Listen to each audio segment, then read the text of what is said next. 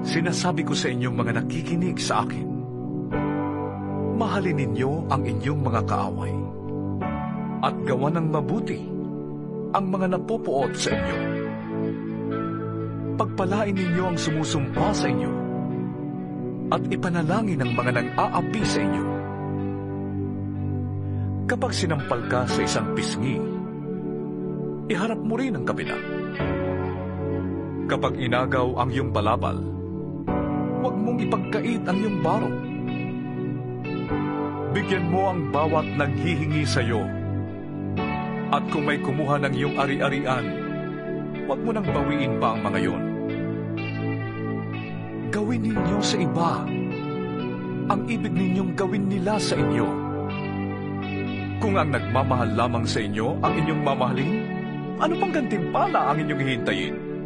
Ang mga makasalanan man ay marunong ding magmahal sa mga nagmamahal sa kanila.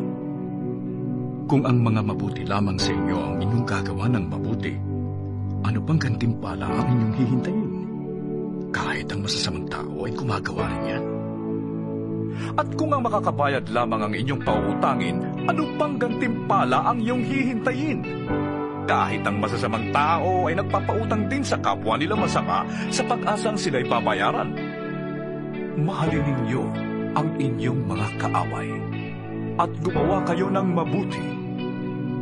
Magpautang kayo nang hindi umaasang kayo'y babayaran. Sa gayon, malaking gantimpala ang tatamuhin ninyo at kayo'y magiging mga anak ng kataas-taasang Diyos, sapagkat siya'y mabuti kahit sa masasama at sa mga hindi marunong tumanaw ng utang na loob. Maging mahabagin kayo na gaya ng inyong Ama. Huwag kayong humatol at hindi kayo hahatulan. Huwag kayong magparusa at hindi kayo parurusahan ng Diyos. Patawarin ninyo ang inyong kapwa at kayo patatawarin din ng Diyos. Magbigay kayo at kayo bibigyan ng Diyos. Hustong takal, siksik, liglig at umaapaw pa ang ibibigay sa inyo. Sapagkat ang panukat na ginagamit ninyo sa iba ay siya ring gagamitin ng Diyos sa inyo. Maaari kayang mag-akay ang bulag ng kapwa bulag. Pareho silang mahuhulog sa hukay kapag ginawa nila ang ganon. Walang alagad na nakakahigit sa kanyang guro. Ngunit kapag lubusang naturuan, ang alagad ay makakatulad ng kanyang guro. Bakit mo napapansin ang puwing ng iyong kapatid? Ngunit hindi mo nakikita ang troso sa iyong mata. Paano mong masasabi sa iyong kapatid, "Kapatid, hayaan mong alisin ko ang iyong puwing," gayong hindi mo nakikita ang trosong nasa iyong mata? Mapagkunwari. Alisin mo muna ang troso sa iyong mata nang makakita kang mabuti. Sa gayon, maalis mo na ang puwing ng iyong kapatid. Walang mabuting punong kahoy ang namumunga ng masama, at wala ring masamang puno ang namumunga ng mabuti.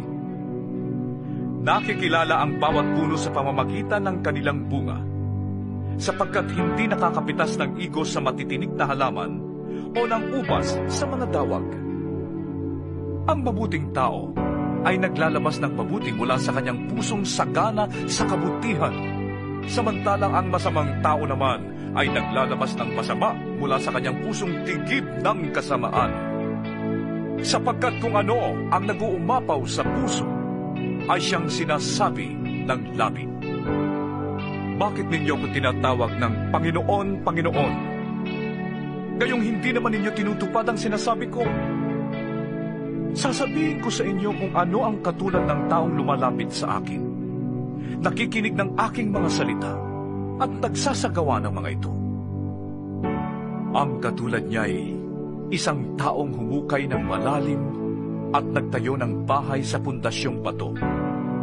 Nang bumaha at bumugso ang tubig sa bahay na iyon, hindi na tinag ang bahay na itinayo, sapagkat matibay ang pagkakatayo nito. Ngunit ang nakikinig naman ng aking mga salita at hindi tumutupad nito ay katulad ng isang taong nagtayo ng bahay ng walang pundasyon.